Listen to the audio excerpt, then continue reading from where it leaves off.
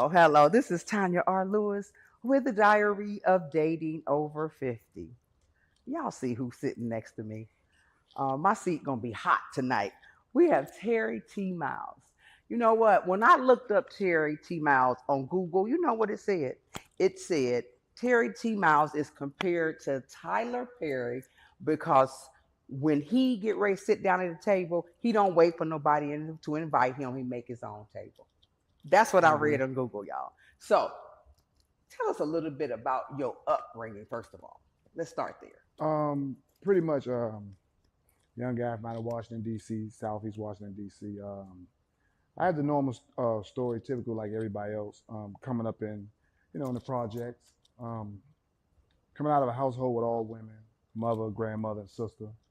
So turned to the streets to look for that father figure, and I got what I was looking for, um, which ended up, I say probably from 1985 to 1990, I probably seen three Christmases on the street. Um, as a juvenile coming up and then graduating to an adult, you know, I ended up getting sentenced to 20 years. Ended up doing 10. Hmm. Ended up doing 10 of it. In one of the most dangerous prisons in the world, which was Lorton, which was shut down next to Alcatraz Hmm. because it was ran by the inmates. Yeah. I just being in maximum security for 2 years behind the wall and going to other federal prisons. I just made a promise to myself when I got out, I was going to pretty much, use my mind to make money legitimately Hmm. than I was in the streets. And so far, when I got out in '99, May 13th of '99, I just turned to this entertainment industry. Okay, let's put a pin in that. Let me ask you this. Hmm. When you were young, were you going in and out of juvenile? Oh yeah, yeah, Okay. yeah. Okay. I have a son that also he did 11 years and his first stint I had to put him there because they were going to kill him on the street. Right. Okay. So how did your mother and your you said you grew up with a lot of women. I'm Hmm. sure you broke their heart a lot. Yeah, yeah, definitely, definitely, yeah, definitely. I definitely did.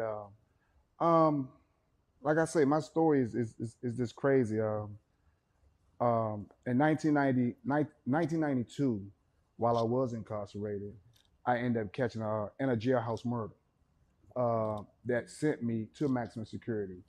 Was locked down 23 and a half hours a day. I think from like Mondays, Wednesdays, and Fridays, I came out for 10 minutes, 5 minute shower, 5 minute phone call. Tuesdays, Thursdays, Saturdays, and Sundays was 15 minutes because it was visiting day. And then I said, and that's when I kind of like learned a lot about Allah, Okay. becoming a Muslim. I still don't really close my mind to just, being a Muslim. I still, Christianity and everything else. I keep myself to an open mind. Okay. The biggest thing I learned about it all is being humble. I'm a lot more humble than what I used to be. I think for myself and others, Yeah. you know. And I said I was just gonna apply that to my life when I got out. Old guy uh, that was in the cell next to me in maximum security, a homie of mine named Willie Strickland.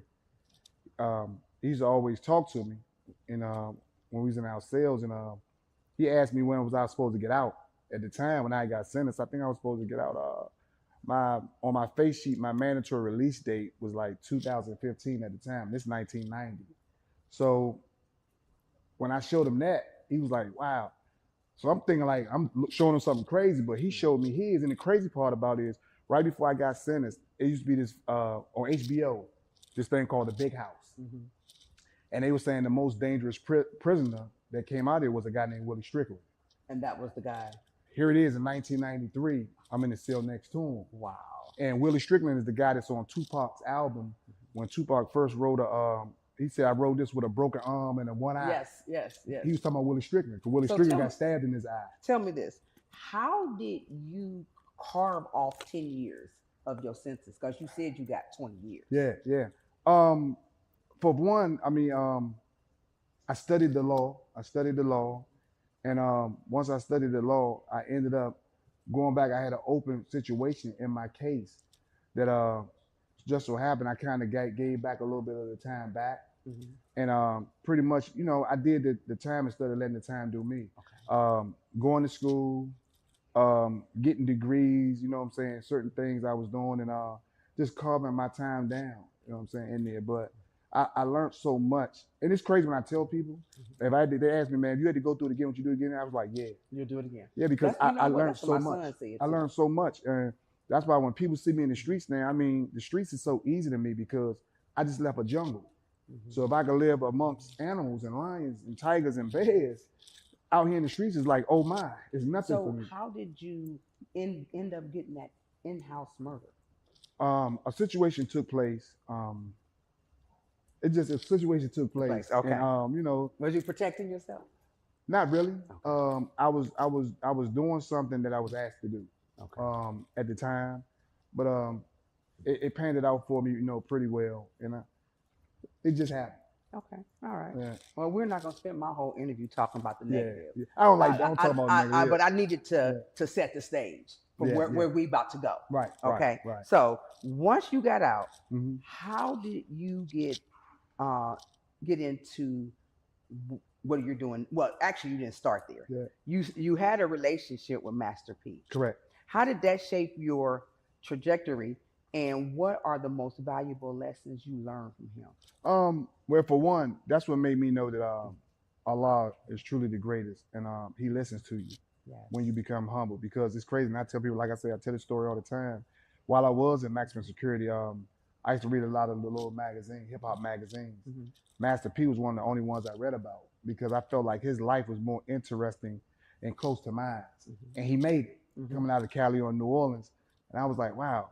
So when I finally went out on maximum control movement, out on the compound where I could see TV, I actually seen this video about it. You seen that Yeah, video? and I was like, damn, I said, I like that dude. You know, he was in the project with the bat on his shoulder Yes. and the whole neighborhood out, you know.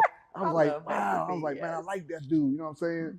I said, man, I like to meet that dude one day when I got out. Mhm. So when I finally did get out, it was another guy from DC who had got out before me. And he told me, man, when you get out, I'm going to look out. He looked out. He took me to the comedy club. And when I say I was going to enter the industry, I didn't know what to do because I couldn't rap Wait a and I couldn't minute, but sing. you did stand up comedy Right, too. right, Okay. right, All right. right. Let's So go. I couldn't rap, I couldn't sing. So I was like, damn, what could I do? But I've always been good at joning on people. Mhm. You know what I'm saying? So we went to the comedy club, and I ain't gonna never forget. Marlon Wayne was doing his stand up Mhm. performing, and DC is a real hard city. Yes. We don't So- care about entertainment people. We don't care about rappers, none of that. Our Mhm. culture is go. So my guy was like, man, you can get him. So I had been drinking, so I jumped out, and he was like, hey, it don't count back there, it count on stage. Come up here, whatever you say, what you gotta say. Joe Claire was the host, Red Grant. Oh, all the good stuff. Yeah, you know, all them out my neighborhood. So they gave me the mic. I went up there, and me and Marlon went at it. Of course, you know, that's my city, so they can ride with me. Right. But they gave me right. their little nickname is Drunk Man. Drunk man. You know what I'm saying? So by that time, the club owner had asked me, man, won't you come back, man? You know, do you a little night. I think you got something. So I started coming back, and I started hosting, and I started bringing a lot of other comics in because Tacoma Station was like the Apollo, Mm-hmm. but it was just comedy. It's real hard. Like if you wasn't funny, people in the audience would come up on stage and push you off the Oh stage. my. So a lot of people got pushed off, and I seen a lot of comics cried. But you know, guys like Bruce at the time who was just Yes. coming up, Yes. they held their weight. Mhm. You know, so I ain't gonna never forget the one guy came to me with Dominique. She's a comedian now, and she went to Yes, school I with know. me. Yes. Dominique was like, "Hey, Head," because that's what they called me, Young Head. They was like, "Hey, I got my homeboy. He want to come on stage. Can he get a little time?" I said, "Hey, is this nigga funny? Because if he ain't funny, they gonna let him have it." And she said, "No, he funny, but he's doing impressions." I said, "All right, I'll give him a couple minutes." Just so happened it was Mike Epps, Wow. because Mike Epps and Dominique was staying with each other in New York right before he had did Fridays, the Mhm. casting for Fridays. Mhm. And Mike went up there and he killed. And you know, I started meeting Kevin Hart and everybody else, and Yep, I I seen that. started sliding through where I got to the point. I just cut the middleman out. I never wanted to be a comedian. I just wanted to get in the industry. Okay. So I used that as a platform coming in because I'm a hustler. And I went in, and now I start going to their cities, doing their shows. And when they would come to DC, they would do mine. So it kind of gradually going on tours and end up doing BET Comic View. And I ended up meeting AJ Johnson, play Ezel on Fridays. Right. Did you ever meet Russell Simmons? I haven't met him, but I've been in the same room where he was at. You know what I'm saying? I still had that, and you know that's a bad thing I feel about me because coming out of Washington D.C., we had a stigma of I don't care who you are, I'm bigger than you, so I ain't gonna say nothing to you. But people not knowing that hurts you. Yeah. Because if I would have just been who I am now and went up to him and talked, I probably could be bigger than what I am now. Yeah, because I knew Russell personally. I had the largest black-owned stores in the city of Cleveland, Yeah. urban stores, and I carried Fat Farm and his ex-wife's Baby Fat Kimura. I carried Yeah. that line as well, Yeah. and I spent time with them when I used to go to Magic Yeah. in In Vegas, the Magic Yeah, show. Yeah. and we were one of his one of his highest selling stores in Yeah. Cleveland. So I got to spend a lot of time with him. Yeah. And that's what I try to use what I've been through in my life with the young guys that be around me. That you know, be humble. Be humble. You know, don't let where you come from keep you down because it can keep you down forever. You see what I'm saying? Yes. If I would have just had this stigma as I have today and went and talked to him, like I said, you never know what might have happened. Yeah, I can see how humble you was when I went to that award show and I was sitting over across from you guys and I was watching. I was like, you look like the Godfather. Everybody coming up, Nah. shaking his hand, but he is real smooth. He's not too boisterous, too moving too much. You know, so it captivated the room because I had to come over there and introduce myself. Yeah. You know, so tell me this: how did you get from comedy to now we're doing movies now? Like I said, me meeting AJ Johnson, God rest his soul, man, my brother. I miss him so much. He took me under his wing and took me on the road with him because a lot of people didn't want to do stand up with him because he was too rowdy. Okay. So it was right up my alley. I love rowdy crowds. So one day he just said, hey man, I'm gonna call P. So, you know, I'm thinking like AJ lying. So he called P and put me on the phone with P. And P was like, hey man, Jay tell me a lot about you, and I seen you on Comic View. You the kind of comic that I like. He was like, can you write a stage play? So me, I'm like, hell yeah, but all the time I ain't know a damn thing about stage play. But once again, me being a hustler, I'm not gonna turn it down. So what stage play did you write? Uncle Willie's family. Uncle Willie was about. It was about Uncle Willie when Hurricane Katrina had hit, everybody ended up moving at Uncle Willie's house. So it was more of a comedy. It was more like a gospel comedy. Because actually the cast was actually supposed to be me, P, Rome, DMX, Reverend Run.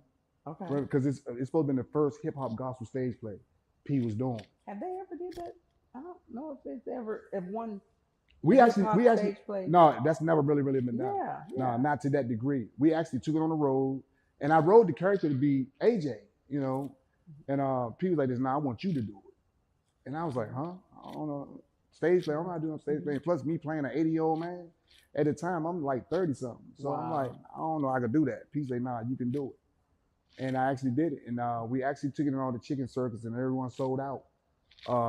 And I actually did very good. I actually did very good. Well, I watched you in your movie. Yeah. His and her. Yeah. I watched that. Yeah. And you were rowdy. You were. Yeah, I mean, I was having fun, you know. But I mean, it was good. Yeah, I enjoyed it. I was having fun. I said, let me watch some of these movies before I interview. When you got good chemistry with another actor, what it do? It brings the best out you. And y'all had good chemistry. Oh man, I love the main character. Yeah, and a lot of things. A lot of people don't know. A lot of the stuff me and Spencer actually improv right then, and it was more improv than some of it was, and a lot of stuff. That's what I say. Anybody that acted in a movie with me, I tell them, man, you got to be on point because even though I might have wrote it, I don't know what I might do at that time. Right. And a lot of stuff I did, and I was thinking that Spencer was going. And you got to catch up. You got to. But he never missed a lick, so we never had to retake it. So without a lot of stuff I did, he stayed in character the whole time and came right back just like that with it. Yeah. So I mean, you know, and that's good. You know, I want the actors around me to learn, and because I play real hard with them. But if you can't get past me, you can't get past Hollywood. Yeah. So tell me this: why are you doing all of the directing that you're doing? Because you stay busy. Yeah. Okay. Do you think you stay busy because you don't want to commit to a relationship? Let me tell you something. Tell me. when it comes to a relationship and this right here, this is my relationship. That's your relationship. Any woman that I deal with have to respect this come before her Mhm. because it was already there before her. Right. And I'm not gonna let her stop it. Okay. So either, you with it or you not. That's why a lot of times the relationships I have been in, I try to bring them in. You know what I'm saying? Because I love this so much. I don't know nothing else. This is my A, B, C, and D. There's nothing else after that. Okay. You know what Are I'm saying? you in a relationship now? No. Just this. That's it. Yeah, this. And multiple other women. Okay. No, So- no, I'm not. No, I'm not. No, I'm not. So will you ever get married? Will I ever Have you get been married? Have you been married? No, I've never been married. Never Ooh, been you've been married. a runner. No, I ain't gonna lie. I have been married once. I got married when I was locked up just to have sex. So back then they was giving consular visits. Yeah. So you got married Yeah. just so you could have sex. Yeah. I did, but it don't count until you out. After that, you get a normal and it's over. You know what? That was my daughter's mother. Though. Shout out to her. I love her to death. Though. Okay. Yeah, I love her to death. All right. So you already told me how you kind of navigate through Yeah. that. I don't want a relationship right now. Yeah. Because there's too many people depending on me, and if a woman don't understand that, we're not gonna work. Yeah, and it's a lot. I thought I wanted to be in a relationship, and between being a flight attendant and doing this right here, you got to fit in. Yeah, it's not gonna and make most sense. guys say, well, how am I going to date you? Where am I going? How am I going to see you? And that right there. Then I think about it. I say, you know what? I probably don't even need to be in a relationship right now. Yeah, you You don't. And plus, we love what we do. Yeah, exactly. And I was just having a talk Yeah. with Spencer the other day, and I think, man, I done dealt with so many women it wasn't right to. I think karma's spinning the block on me. So I'm sure. yeah, now it's hard for me to even get a woman. Because of the. I just feel like karma's like, nah, man, no, no, you can't have them. Get you together. Okay, so yeah, that inside work is Yeah. important. Yeah. So tell me this: what do you look for when you're signing new artists to a label, and how do you help them develop their careers? I see how you are with Spencer, and that was one of the reasons I came over to the table because I seen him, Trouble, and you, and how y'all was gelling over there. How do you pick new artists? To be honest with you, it's I guess it's like a gift that I have. Once I see a lot of people come to me and tell me they're ready, and I listen and I hear them out. But I have to feel it. I look for them being very ambitious. I look for them to be humble because if you can't listen, you can't learn. You can't learn, you can't achieve nothing. And I just see what I can see whatever they got in them to where I could bring it on screen the way they don't have to really work hard to overdo something. Because a lot of actors who haven't had classes, as Spencer Moses always tell people, classes, go to class. It's gonna be hard for you to be able to do anything. A lot of people feel like because you have this personality, you can go and just kill it. Do you think artists need to go to class? Yes. You do? Okay. And I mean, the only reason why I stress that because you got to understand, acting is not just your personality. It's things in a dungeon inside of you you have to unlock and bring out. Right. And if you don't know how to unlock that door, you're going to look horrible on camera. Yeah. You know what I'm saying? The only reason why I don't really attend classes like that because I'm the boss of my own stuff. That's so true. whatever I choose to do and what not to do, I don't care.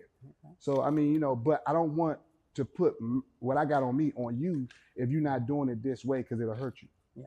So how do you navigate being a filmmaker, director, and writer? How do you navigate through this maze in Atlanta, which is supposed to be the new Hollywood?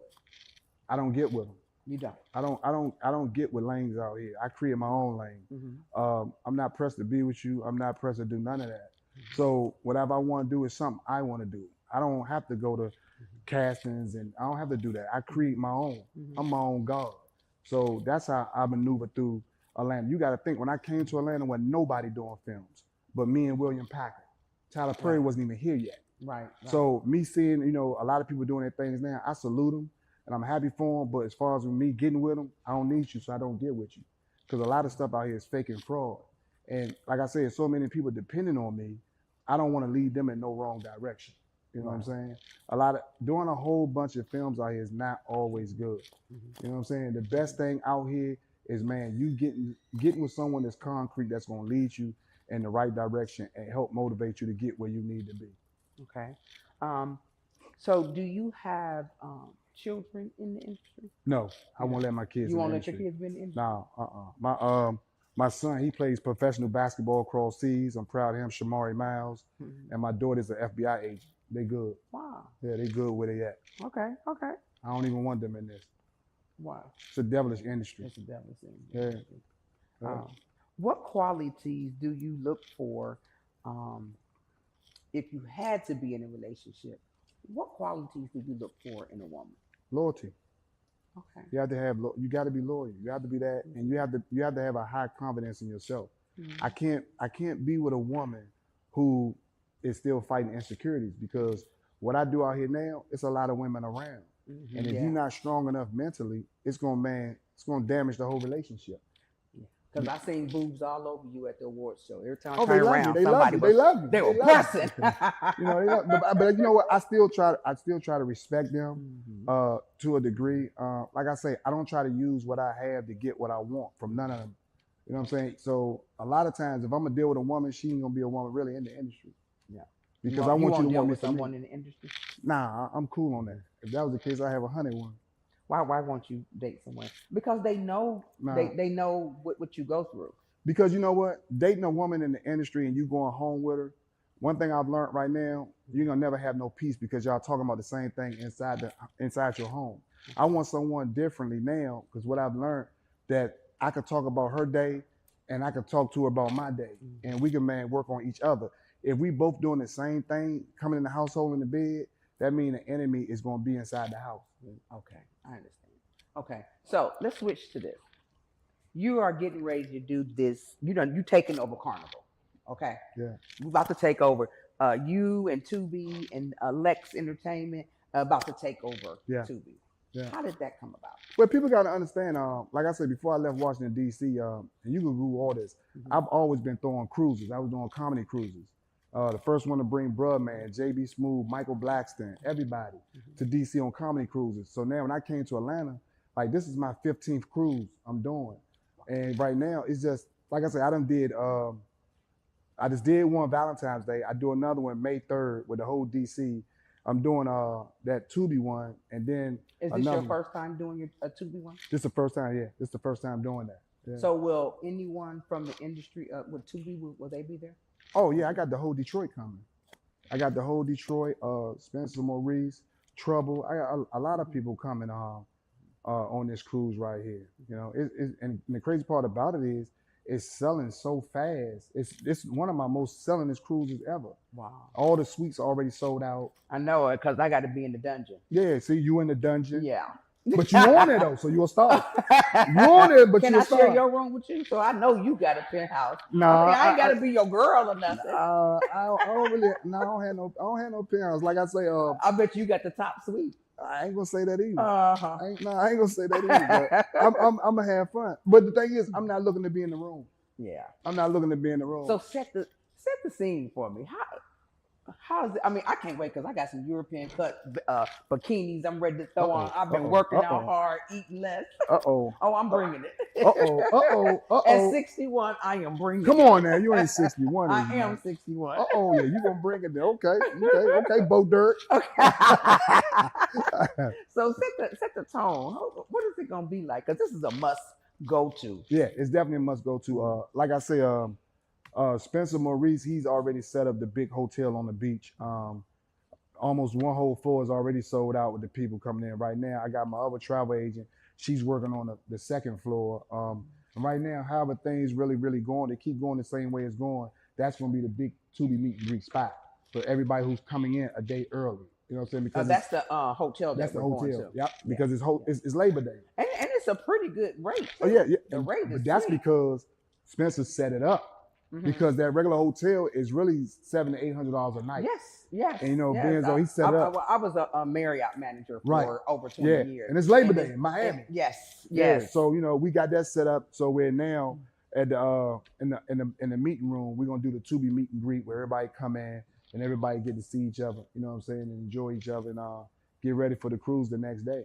I'm really excited about it. I had to put it's gonna be good. It's gonna be good. Very high rate credit card, but come on, man, cut it out. You got it. I wish I did. No. So tell me something. What is in the horizon for Terry T. Miles? What's getting ready to happen? What's major? Well, you know what? Give us a look, that secret that you've been holding on to. Well, everybody's wondering why, and they've been asking me, why Detroit? And right now, I got a lot of stuff working with them. You wait a minute. You got a lot of stuff going on in Detroit? Yes. Because I'm originally from Cleveland. Yeah. So I did one of my premieres in Cleveland. Did you? At the movie theater there. Matter of fact, when y'all was playing, when LeBron was on the team. Yes. Yeah, I did a. Well, remember me? I do movie premieres. Yep, I did one in Cleveland. Y'all. Yeah. Yeah. So what's going on with Detroit? I got some things with Detroit, and to where we doing some stuff together, to where I got something going on big, to where hopefully it's gonna get me out of this film industry. Yeah. Oh, you gonna get out of the film industry? Yeah. It's that big? Yeah. Well, me, I like concentrating. If I'm gonna do something bigger than what I'm already doing, I like to put my fully concentration in it. Mm-hmm. So right now, it's still in the industry, but it's just not that. So you don't have to spend your time directing and writing and all that at that point. I still do it whenever I want to do it, as I do it now, but I'm focusing on something else. I think this industry really, really need that right now. They really being misguided with. Yeah. And I wanna be the one that really bring it with it. Yeah. So you wanna diversify your funds. But you know what? It's not even really about my funds with it, because like a lot of stuff I'm doing now, I ain't really reaping no funds like that off of it. You know what I'm saying? But when I do something, I do it for a cause or a reason. And I'm setting it up for something big. Okay. Like even with this Tubi cruise, I mean, I ain't really looking to recoup no money like that. Mm-hmm. It's mostly all my money going out than really coming in, but it's gonna set things up for bigger for me and everybody around me. Okay. All right. Business wise. Yeah, business wise. So if you see the young Terry over there, what would you tell him? Because so my son kind of went the path that you went. Right. He went to jail. I mean, he was in the streets. He was terrorizing. He founded a gang. He did all that, and he went to jail. And I kept telling him, you're gonna end up in big boy jail one day, and that's what he did. He ended up doing 11 years, and then he became Muslim as well. Yeah. Okay. So if you got a Terry sitting over there, what would you tell him? Be blessed, because you made it. Be blessed. Be blessed. It's nothing you should ever worry about, or it's nothing out here in these streets that can ever bring you down, because people met you on your page, but they don't know your book, and you made it. So that's why I'm so humble now. So give him something. What was that turning point in your life that say, okay, no, this is not? I say probably about 3 years ago, when I laid on the hospital table, and they told me you got a 50-50 chance of living. And I still smiled and went through it. And they say it's gonna be an 8-hour surgery, but I came out in 4. And I'm still big and healthy now, and I'm still here today. No, I had a triple bypass. You might have been, but you sexy, Terry. Oh, I know. Let me go on and lay that on you. Okay? Stop. Well, we women, we like big and sexy. I don't know what you're talking about. Yeah. So, was it a heart attack? No, I had a triple bypass heart surgery. Wow. And, but I'm just happy I made it. Yeah. Because my valves was closed, my arteries was closed. And you don't drink or? Nah, well, I drink occasionally, but I don't smoke. I don't eat meats. I don't do none of that. Okay. All right. So it has been an absolute pleasure. Y'all don't know this man was amazing, because when I asked him to be on my show, he said yes. And I don't come to everybody's show. Right. I didn't have to. Was it my smile, or was it this banging ass body I got? Which one was it? Bang! It was both. No. But no, for real. I mean, you was very polite. You was humble when you came over. And like I say, I don't go to a lot of people's shows. They ask me to come. Award shows I don't go to. Mimi is the only one I really went to. Yeah. But I'm not really into that. I just like to see my people around me happy and cool. Yeah. I'm good with that. And your people is definitely happy around you. I love your people. So cool. Trouble always calling me, giving me advice. Oh yeah. Absolutely. Trouble my next big thing. Yeah, we talk quite often. Yeah. That's my next big thing there, man. All right, can't wait. Matter of fact, I'm interviewing him next. So Terry T. Miles' journey is a powerful narrative of resilience shaped by complexity of both his career and personal life. His experience in prison ignited a transformative passion for storytelling, while his relationship with influential figures like Master P or the dynamic of his relationship highlights the importance of support and growth. Miles' candid reflection on intimacy, love, and personal challenge reveals a deep understanding of the human experience, emphasizing that every decision and relationship impacts our past. Ultimately, his story serves as an inspiring reminder that our past does not have to define us. Rather, it can fuel our ambitions and elevate creative endeavors, leading us to future filled with possibilities and hope. You give all of us hope, Terry. And I appreciate you sitting in my chair with me. I appreciate All that, right. man. And if you ever decide you want a girlfriend, I'm single. Okay. You single? Good. Not if trouble. If I put trouble on you, ain't single. Hey, and I just want to say this. This shirt right here Yeah. is made by my guy, Mr. Promo. I like Man, that this shirt. thing is selling out everywhere. He's already done sold 3,000 of them. Okay, one thing. Let me ask. What?